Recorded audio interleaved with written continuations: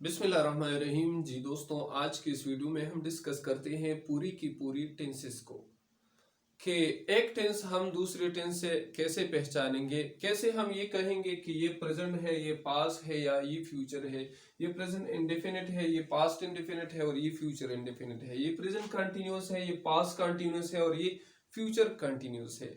तो बहुत इजी है, बहुत कम फर्क है इन तमाम टेंसेस के दरमियान, बहुत इजी है। सबसे पहले प्रेजेंट में और पास्ट में और फ्यूचर में हम सिर्फ इंडेफिनिट को डिस्कस करते हैं।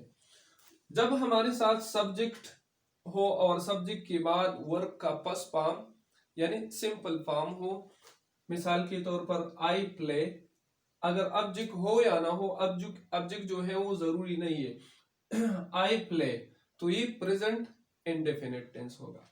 अगर सब्जेक्ट के बाद वर्ब का सेकंड फॉर्म हो, जैसा कि यहाँ है subject plus verb second form यानी पास्ट फॉर्म, मिसाल के तौर पर आई प्लेड, तो ये पास्ट इंडेफिनिट बन जाएगा। अगर फर्स्ट फॉर्म हो प्रेजेंट इंडेफिनिट, अगर पास्ट फॉर्म हो यानी सेकंड फॉर्म हो तो पास्ट इंडेफिनिट बन जाएगा। और यहाँ है आई प्ले क्रिकेट, अगर सब्जेक्ट के बाद मैंने विल या शल लगाया, यही सेंटेंस है, I play cricket, he present indefinite है। अगर मैंने ऐसा लिखा आई शल प्ले क्रिकेट या he will play cricket, will या शल लगाया, जैसा कि यहाँ है सब्जेक्ट के बाद will shall plus verb past form I shall play cricket, तो ये फ्यूचर इंडेफिनिट टेंस बन जाएगा।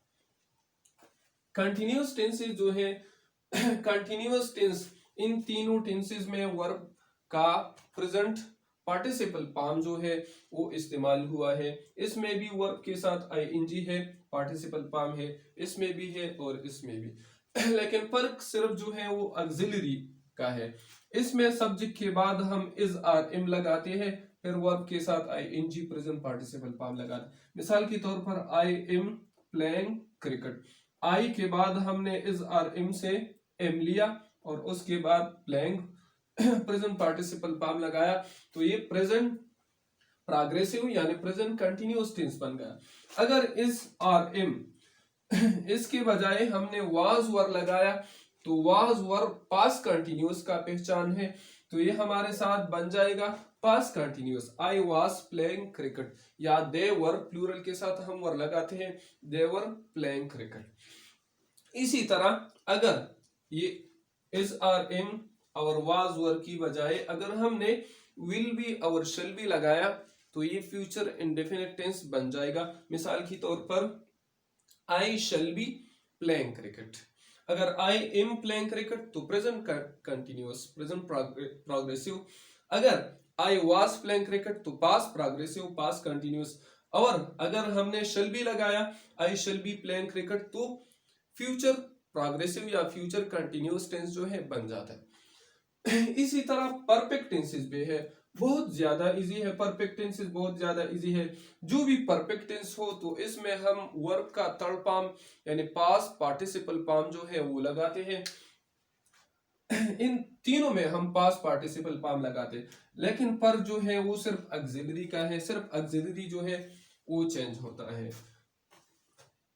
इसमें प्रेजेंट परफेक्ट जो है सब्जेक्ट के बाद हम हैव और हैज लगाते हैं, फिर वर्ब का थर्ड फॉर्म यानी पास्ट पार्टिसिपल फॉर्म लगाते हैं। मिसाल के तौर पर आई हैव प्लेड क्रिकेट, या हैव लगाते हैं या हैज लगाते हैं। आई वी यू दे के साथ हैव, ही शीट वगैरह के साथ हम हैज लगाते हैं। आई हैव प्लेड क्रिकेट, अगर हैव की बजाय या हैज की बजाय, हैव हैज की बजाय हमने हैड लगाया, तो ये हमारे साथ पास्ट परफेक्ट टेंस बन जाएगा।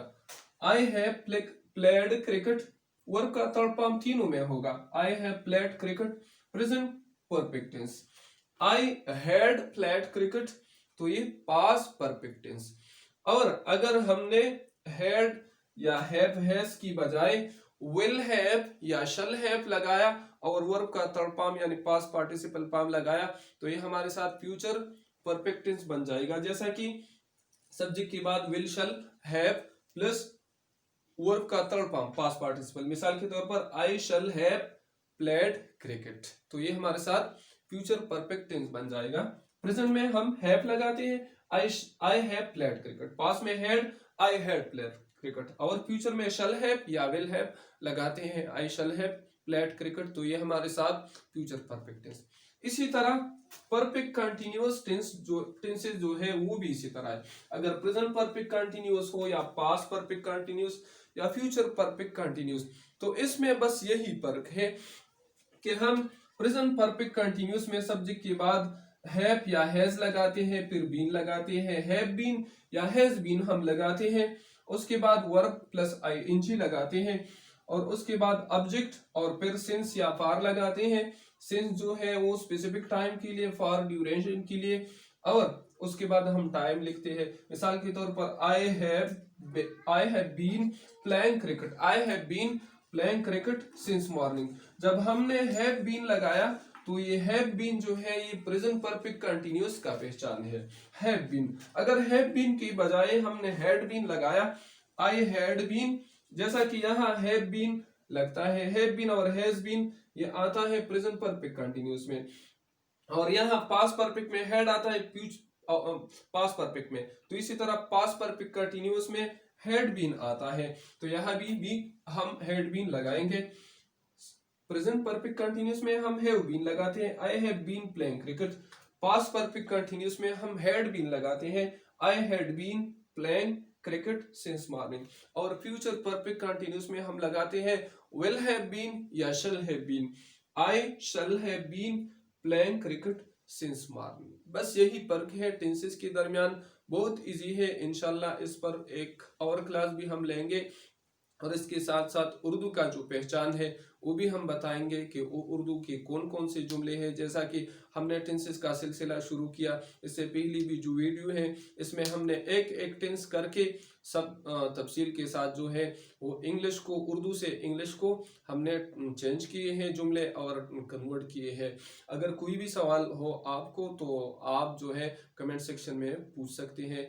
बस आज के लिए इतना काफ़ी। Thank you for watching. वस्सलाम वालेकुम।